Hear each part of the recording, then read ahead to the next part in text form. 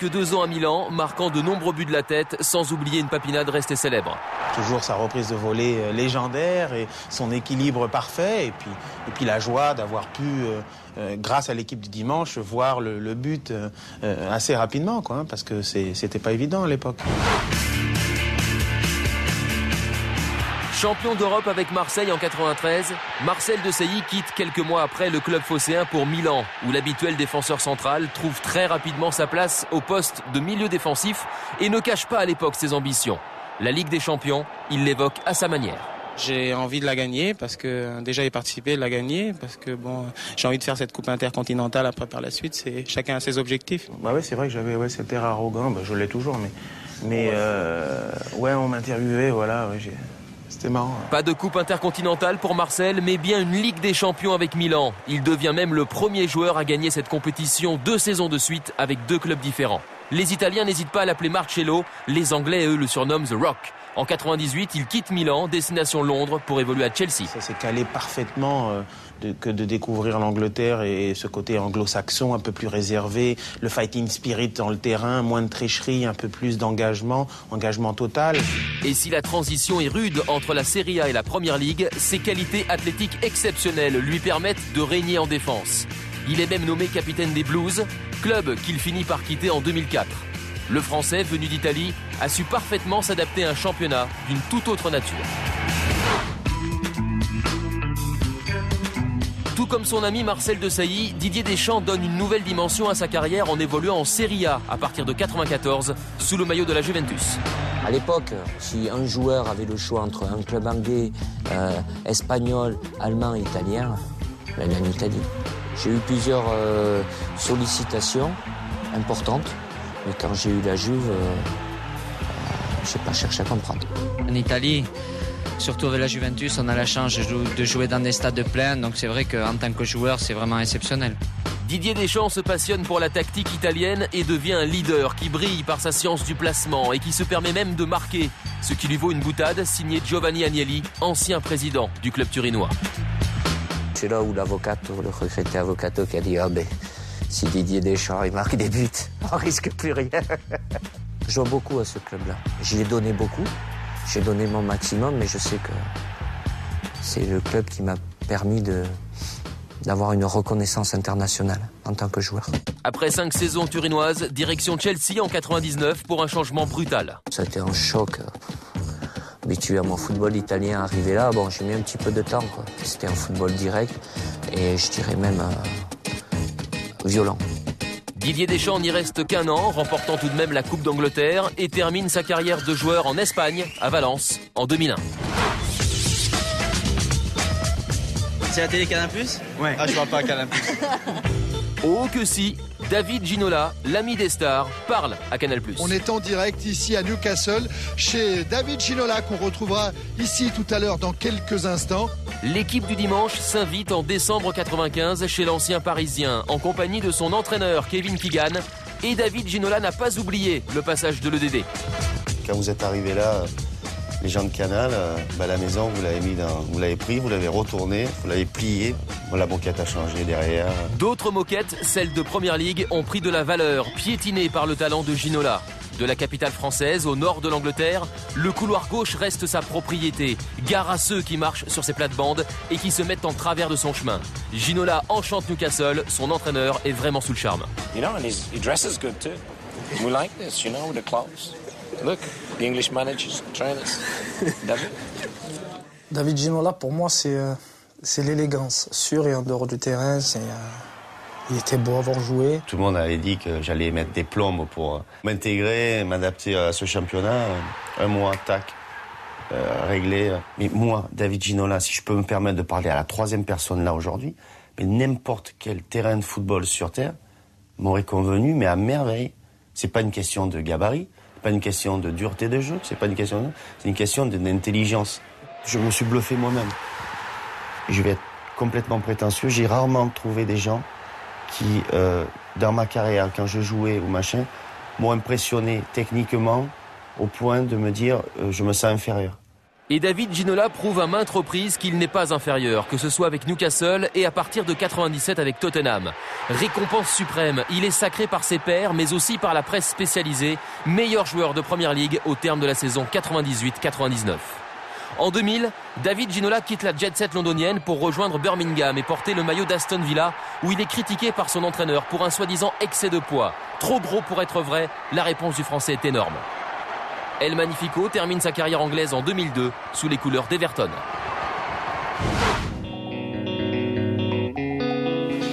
L'entrée dans la cathédrale de San Mamés. Tout juste vainqueur en 96 de la Coupe d'Europe des vainqueurs de coupe avec le Paris Saint-Germain, Luis Fernandez part entraîner l'Athletic Bilbao qui a pour caractéristique de ne posséder que des joueurs basques. L'équipe du dimanche vient à sa rencontre pour constater que le champion d'Europe 84, d'origine espagnole, y est comme chez lui. On choisit pas son destin, on arrive où on doit arriver. Et moi je me suis implanté ici, ce sont des Basques et puis je suis heureux, je fais partie maintenant de leur famille et puis je me sens bien. Tellement bien que Luis Fernandez ne se laisse jamais impressionner, ni par un certain José Mourinho, adjoint de Bobby Robson, l'entraîneur à l'époque du Barça, ni par un dénommé Guardiola qui l'invective. Il en faut davantage pour ébranler un homme qui qualifie l'Athletic pour la Ligue des Champions en 97, fait unique dans l'histoire du club. Dans un club, il n'y a pas que l'entraîneur, il y a les joueurs avant tout et c'est pour ça que c'est la victoire des joueurs. Même s'il n'accomplit pas de nouveaux miracles par la suite, Luis Fernandez laisse au Pays Basque une marque indélébile. Trace ineffaçable comme celle laissée par Gérard Houllier à Liverpool, Laurent Blanc et bien d'autres comme Youri Djorkaeff. Nos représentants sont nombreux à avoir laissé une empreinte dans l'équipe du dimanche. Grâce à eux, nous voyageons chaque semaine, ça dure depuis 20 ans et ça n'est pas prêt de se terminer.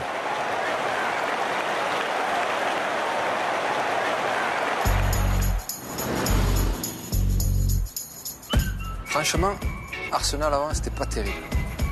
Et puis, Wenger est arrivé. Il a tout changé. Même nous, on a changé. On a aimé. Pour Arsenal, c'était le premier match d'Arsène Wenger sur le banc des canonniers. Thierry, vous aurez sans doute reconnu au premier coup d'œil cette paire de lunettes. Octobre 96, en Angleterre, Arsène Wenger n'est pas encore le professeur. C'est un inconnu, un entraîneur français qui débarque du Japon. 14 ans plus tard, il a révolutionné une institution du foot anglais. C'est l'histoire d'Arsenal Wenger. C'est un peu comme si à Bordeaux, pour faire le Bordeaux, ils prenaient un Anglais, quoi. C'est l'époque du boring Arsenal et sa défense so british. Les Winterburn, Adams, Dixon. Quand les Gunners gagnent, c'est 1-0, jamais plus. Ian Wright, buteur vedette et vieillissant, Arsenal est privé de titre depuis 5 ans. La base de l'équipe était âgée, était anglaise, donc je sentais qu'il y a une forme de scepticisme autour de moi. Steve Ball, de l'ouverture d'Anthony Adams, il n'est pas en position de hors-jeu, ce serait extraordinaire! Le but de Tony Adams, le symbole ultime de cette saison. Et Bergkamp dans les bras d'Arsène Wenger, il y a Rémi Garde, il y a tous les Français, ils sont champions. 98, première saison pleine. Arsène Wenger signe un doublé retentissant Cup et championnat. Après Patrick Vieira, Rémi Garde, sont arrivés Emmanuel Petit, Nicolas Anelka et Gilles Grémandy. Arsenal est désormais un petit coin de France, au nord de Londres, et tient une place de choix dans l'équipe du dimanche. Bien, Robert Pires à Arsenal, la French Connection, encore un Français chez les Canonniers de Londres. The Gunners. Ouais, bon, ok, The Gunners from London. Tous les dimanches, le reportage sur le dernier Frenchie, après Thierry Henry, Sylvain Wiltor, Robert Pires. Il est passé, Robert Pires, il assiste. La frappe de Pires, c'est l'ouverture du score. Le fait de les voir partir là-bas et réussir, surtout, c'est ce qui a un peu créé des vocations, on va dire, et qui a donné envie à des joueurs comme moi d'aller là-bas. En 2002, nouveau doublé, le héros est encore français. Sylvain Wiltor marque le but du titre à Old Trafford. Sylvain Wiltor avec Freddy Ljungberg. Fabien Barthez dans le but. Ljungberg, il a effacé Laurent Blanc, la frappe de Ljungberg repoussée. Sylvain Wiltor qui marque. La frappe de Wiltor et le but. Et l'ouverture du score pour Arsenal. Fêter ça avec le public anglais, c'est... Je sais pas, même là j'en parle, j'ai des frissons, ça fait 8 ans, mais c'est inexplicable. J'ai eu beaucoup de chance au fur et à mesure des années avec mes Français. Comment Et la figure de proue de la French Connection, c'est Patrick Vieira. Recruté par l'Alsacien avant même sa nomination officielle, il est de toutes les campagnes victorieuses, dont la plus belle, le chef-d'œuvre absolu, 2003-2004, la saison des Invincibles. Les joueurs me font comprendre, je leur dis pourquoi on n'a pas gagné le championnat l'an dernier, me font en gros comprendre que je leur avais mis trop de pression en demandant de gagner le championnat sans perdre un seul match. Et je leur dis, vous avez l'occasion de devenir immortel en allant jusqu'au bout. Parce qu'en général, dès que tu es champion, tu perds le match après. On va jusqu'au bout et c'est devenu la saison exceptionnelle. Les Anglais l'ont baptisé la saison immaculée. 38 matchs sans aucune défaite. Record inégalé dans l'histoire de la Premier League. Une saison extraordinaire. À un moment donné, c'était la perfection. Cette année-là, on a vraiment été extraordinaire. Il y a eu des joueurs qui ont été au-dessus de tout le monde. En 2005, un an plus tard, Patrick Vieira soulève son dernier trophée, la Cup, remporté au tir au but face à Manchester United. C'est son dernier match sous le maillot des Gunners. Depuis, Arsenal n'a plus rien gagné.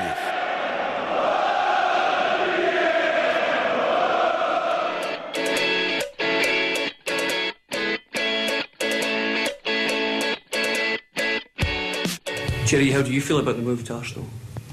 Comment tu te sens d'avoir signé pour Arsenal? Je suis très, très content. En août 99, Thierry Henry retrouve son mentor de Monaco. Arsène Wenger le repositionne comme attaquant de pointe. Au début, Thierry est assez sceptique, mais moi je l'avais vu en étant jeune jouer avant-centre à Monaco. Parce que je l'avais fait débuter en fait à l'âge de 17 ans à Monaco. Et commence la formidable histoire entre Thierry Henry et Arsenal, quoi.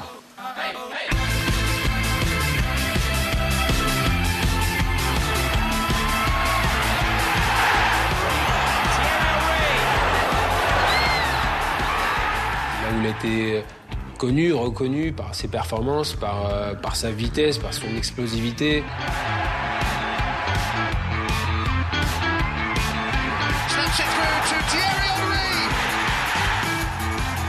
Quand il a commencé à marquer des buts, et là c'est fini, plus personne ne pouvait l'arrêter, quoi.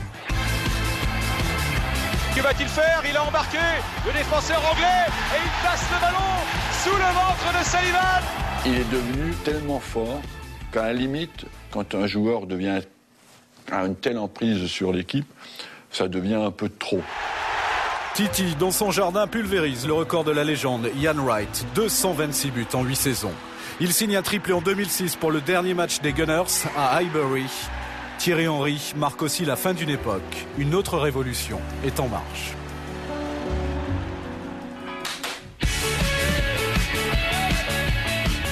L'Emirates sort de terre en 2006, 60 000 places, un stade ultra moderne, autofinancé. L'heure est aux restrictions budgétaires. Pour Arsène Wenger, changement de cap et de philosophie. C'est le plus beau des défis, accompagner une bande de gamins, les Sagna, Diaby, Clichy, Nasri, vers de nouvelles conquêtes, avec un jeu encore plus ambitieux. Je sais qu'à ce moment-là, que risque de commencer la période la plus difficile de ma carrière à Arsenal, et je ne me suis pas trompé. Et depuis 6 ans, c'est la frustration qui domine. Les saisons blanches se suivent et se ressemblent. Les Baby Gunners alternent coups d'éclat et grosses désillusions. Aujourd'hui, le Français le plus titré d'Angleterre est à Manchester. Arsenal, un grand club comme ça, ça fait 5 ans, ils n'ont rien gagné.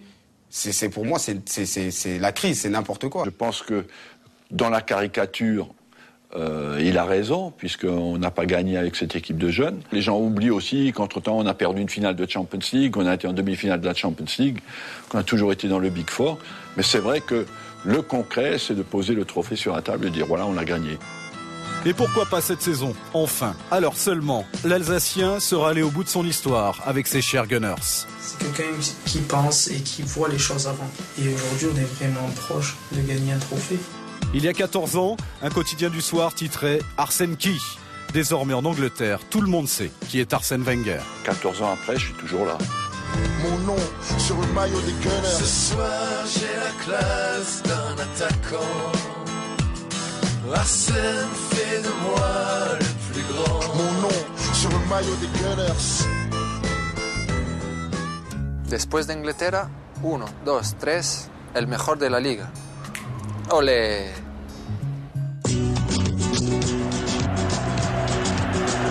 La frappe de Sinard fait le but.